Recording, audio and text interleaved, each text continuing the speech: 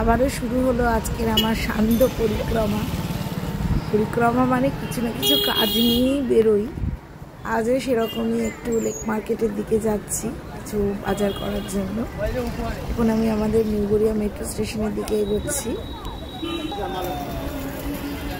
এই কদিন ধরে দেখছি সন্ধ্যেবেলায় এখানে মেন রাস্তার লাইটটা কেন জানি বন্ধ থাকে, পাশে পঞ্চশায়র এলাকার লাইট জ্বলছে।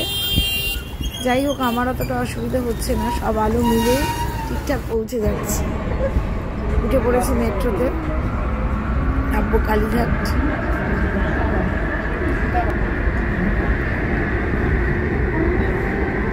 মেট্রোতে তো বিভিন্ন রকম ভাবে লোকে দাঁড়িয়ে আছে, আর এটা তো আর কিছু বলার না। আমি একাই চলছি।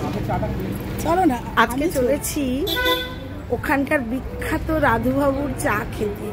শুনেছি প্রচুর বিখ্যাত বিখ্যাত ব্যক্তিত্বরা এখানে আসে।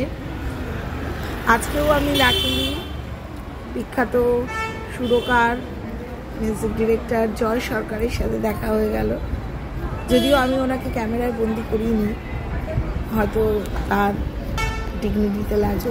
বিখ্যাত রাধুবাবুর চায়ের দোকান, আমি ওখানে আর কি চা খেলাম রাসবিহারী মোড়ে। অনেক শুনেছিলাম তো, খুব ইচ্ছে ছিল। এতবার লেক মার্কেট যাই কিন্তু কোনোদিন খাওয়া হয়নি, আজকে গেছি, খেলাম। শপিং করে এবার ফেরার পালা। মেট্রোতে উঠে গেছি, উঠে এবার আসছি বাড়ির উদ্দেশ্যে।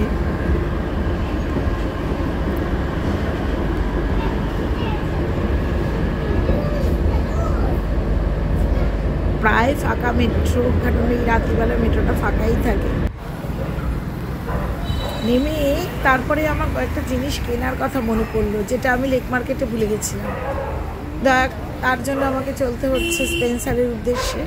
স্পেন্সারটা আমাদেরই টাউন সেন্টারের মধ্যেই থাকায় খুব সুবিধে হয়েছে। যত রাতই হোক মোটামুটি প্রায় 11টা পর্যন্ত খোলা পাওয়া যায়।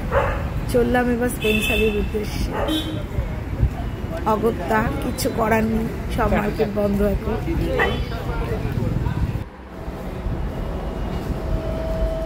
সেই লিফটে দোতলায় চলে এলাম। প্রায় বন্ধ হওয়ার মুখে তো, লিফটও এখন ফাঁকা, কিন্তু সব ভালো। ভেতরে গিয়ে দেখছি কিন্তু লোক সংখ্যা রয়েছে, স্পেন্সারের লোক যেন কমে না। কাউন্টারে গিয়ে তাই দাঁড়িয়ে থাকতে হলো। এটা ওটা দুটো জিনিস কিনছি, 3 নম্বরটা ভুলে যাচ্ছি, আবার 3 নম্বরটা আনতে যাচ্ছি, এই করে আমার আরো লেট।